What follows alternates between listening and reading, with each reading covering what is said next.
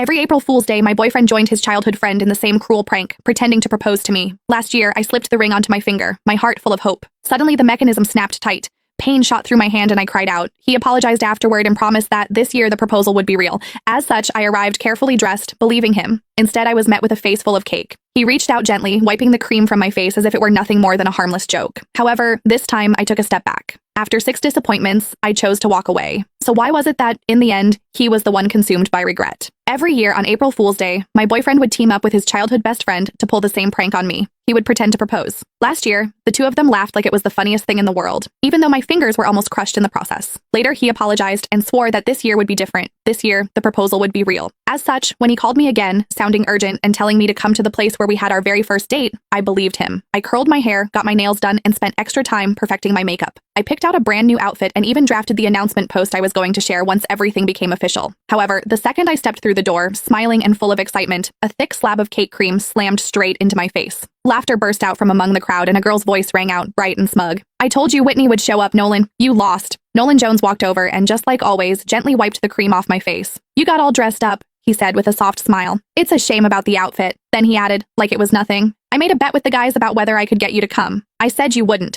If I won, I'd propose tomorrow. If I lost, I'd propose next year." He looked at me, still smiling. "Sorry, since you showed up, I guess we're not getting married this year after all." I stared at him quietly. "So, you do know what tomorrow is?" He let out a careless laugh. "Of course I do. It's our 6-year anniversary. How could I forget?" The cream clung to my face, sticky and cold. At that moment, something inside me went completely numb. Our anniversary did not even take precedence over a prank, just like I could never beat her. I slipped off the plain couple's ring I had worn for 6 years. "Then let's break up." The sharp, clear sound of the ring hitting the floor cut through the room, and everything went silent. Nolan frowned a little. "Don't make a big deal out of this. It's just some cream. I'll wash it off for you later. You know Sylvia used to go way harder than this. She's already holding back." He glanced at the others. "It wasn't easy getting you here. Don't make it look like I can't even have fun just because I'm in a relationship." Sylvia Lowell made a face, looking upset. "Whitney, it's just a joke. If you don't like it, we'll stop, okay? Why are you talking about breaking up over something like this?" "See, I told you Whitney can't take a joke," someone else said. "You insisted on calling her, now look at what's happened." Sylvia huffed and sat on the couch. The mood shifted instantly. The way everyone looked at me turned cold. She was the only girl in their group, the one everyone spoiled. As long as she was unhappy, everyone would rush to comfort her, Nolan included. The first time I met her, she organized a game of truth or dare. When other people got dared, it was just something a little embarrassing. However, when it was my turn, they asked me to do something way out of line in front of everyone. All I said was that it was too much and I did not like it. Sylvia's eyes immediately turned red and she ran out of the room. Everyone ran after her, Nolan too.